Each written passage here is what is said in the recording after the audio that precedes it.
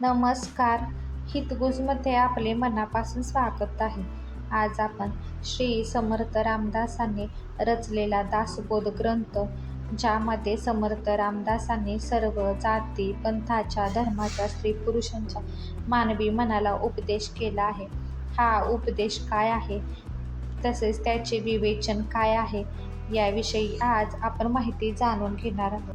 दासबोध हा समर्थ रामदासांनी रचला. त्याचे लिखाण त्यांचे पट्टशिष्य कल्याण स्वामींनी केले. रायगड जिल्ह्यातील अत्यंत निबिड अरण्यात विसावलेल्या शिवथरची फळ या ठिकाणी हे लेखन झाले. दासबोध हा ग्रंथ 19 दशकांमध्ये विभागलेला असून प्रत्येक दशकात 10 समास आहेत. एकेका समासात एक विषय घेऊन समर्थांनी संसारिकांच्या, साधकांच्या, निस्पृहांच्या, विरक्तांच्या, सर्वसामान्यांच्या, बालकांच्या, प्रौढांच्या अशा सर्व जाती, पंथ, धर्माच्या, स्त्री पुरुषांच्या मानवी मनाला उपदेश केला आहे. या ग्रंथाचे पारायण देखील करतात. समर्थ रामदास स्वामींनी दासबोधाचे वर्णन खालीलप्रमाणे करून ठेवलेले आहे. भक्ताचेनी स्वाभिमाने कृपा केली दाशरथीने, समर्थ कृपेची वचने तो हा दासबोध.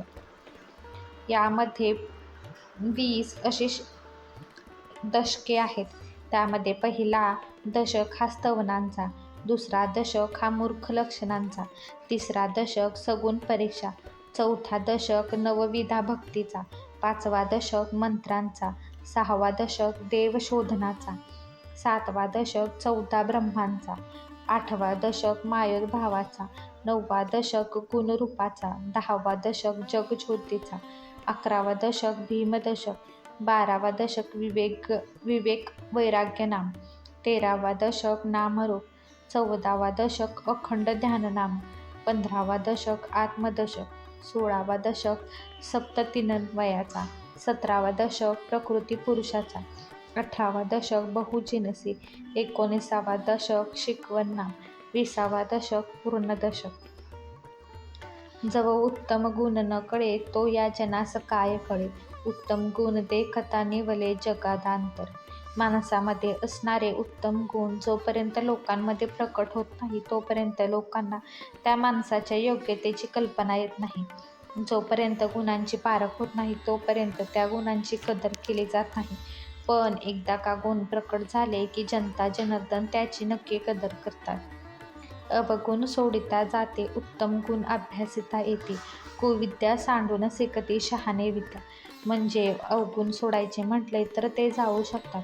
उत्तम गुण प्रयत्नपूर्वक अंगी बाणता येतात.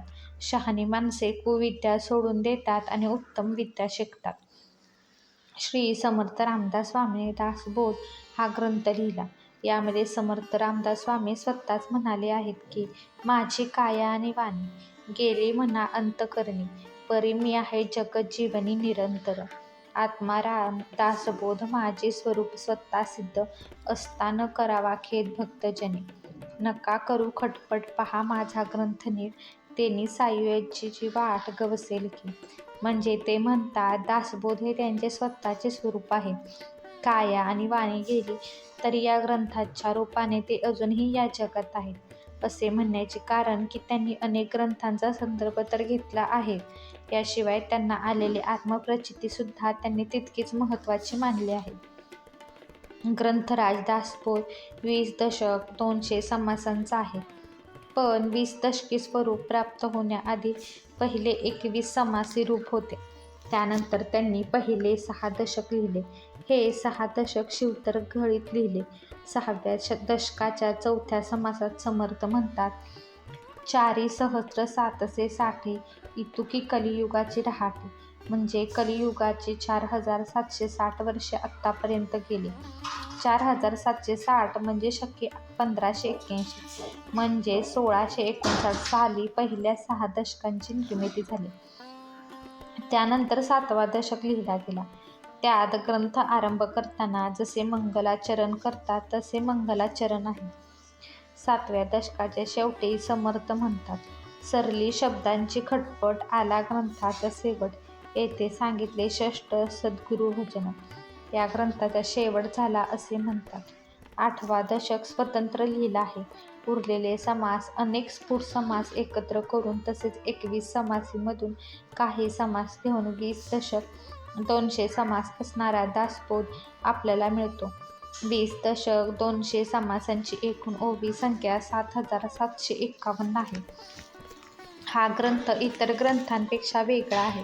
काही भाविक लोक जरी या ग्रंथाचे पारायण करीत असले तरी हा प्रत्येक माणसाला जगायचे कसे हे शिकवणारा व त्यानुसार जगल्याने जीवन समृद्ध करणारा ग्रंथ आहे. प्रत्येक ग्रंथांची सुरुवात गणेश वंदनेने होते, पण या ग्रंथाची सुरुवात ग्रंथांच्या प्रस्तावनेने केली आहे. ग्रंथाच्या सुरुवातीलाच या ग्रंथात काय आहे आणि हा ग्रंथ वाचून किंवा ऐकून श्रोत्यांना काय मिळणार आहे हे स्पष्ट केले आहे. तसेच गणेश, शारदा, सद्गुरू, संत, सभा, नरदेह, परमार्थ यांचे स्तवन आहे. स्तवन करण्याचा हेतू हाच की ग्रंथ लिहिताना मी करता हा अहंकार नाहीसा व्हावा. जरी हा धर्म धार्मिक चिकित्सा करणारा किंवा भक्तिमार्ग दाखवणारा असला तरी तो सर्वांनाच मार्गदर्शन करणारा दीपस्तंभ आहे. कोणत्याही प्रकारचे अवडंबर किंवा कर्मकांड या ग्रंथात सांगितलेले नाही, परंतु देव ही संकल्पना मात्र अत्यंत निसंदिपणे स्पष्ट करून सांगितली आहे.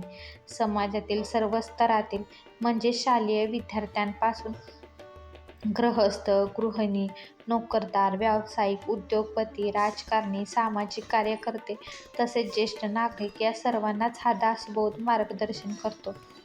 विशेष म्हणजे दासबोध दैववाद शिकवत नसून प्रयत्नवाद शिकवतो. समर्थ रामदास यत्न तो देव जाणावा असेच म्हणतात. प्रयत्न न करणाऱ्याला समर्थ करंटा म्हणतात. माणसाने काय करू नये किंवा चांगला माणूस होण्यासाठी आपल्यातून काय काढून टाकावे यासाठीची मूर्ख लक्षणे सांगितली आहेत. माणसाचे विविध स्वभाव समजावून सांगण्यासाठी सत्व, रज व तम गुणांची लक्षणे सांगितली आहेत. एखादा माणूस कसा चुकत जातो व अंती कसा सर्वनाश करून घेतो हे दाखवण्यासाठी करंट्या माणसाची कहाणी सांगितली आहे.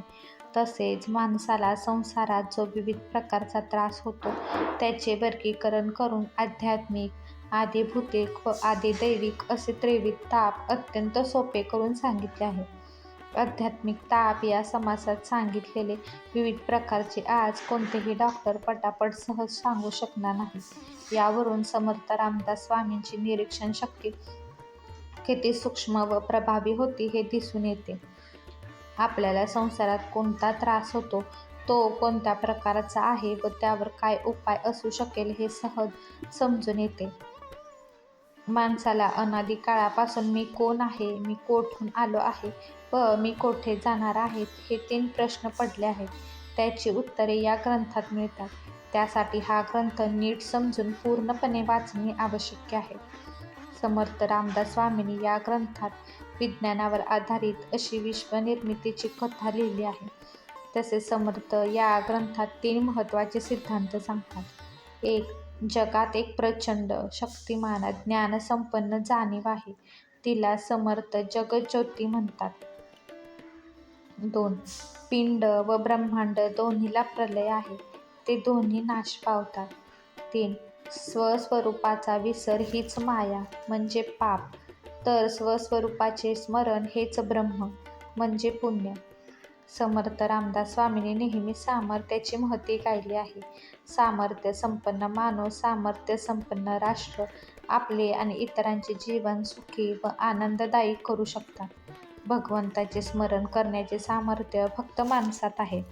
सर्व दिसणाऱ्या विश्वाला धारण करणारी जी जाणीव तोच खरा देव, खरा भगवंत, श्रेष्ठ अंतरात्मा असे समर्थ सांगतात. ज्याची जाणीव व विवेक विशाल असतो त्याला अवतारी पुरुष म्हणतात. असे अवतारी पुरुषच लोकसंग्रह करतात असे समर्थ म्हणतात. यावरूनच समर्थ रामदास हे सुद्धा एक अवतारी पुरुषच होते हे लक्षात येते.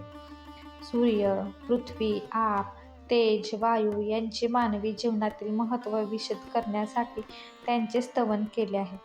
असा हा दासबोध ग्रंथ प्रपंच करून परमार्थ करायला शिकवतो. व्यावहारिक आणि आध्यात्मिक दोन्ही गोष्टी सांगतो.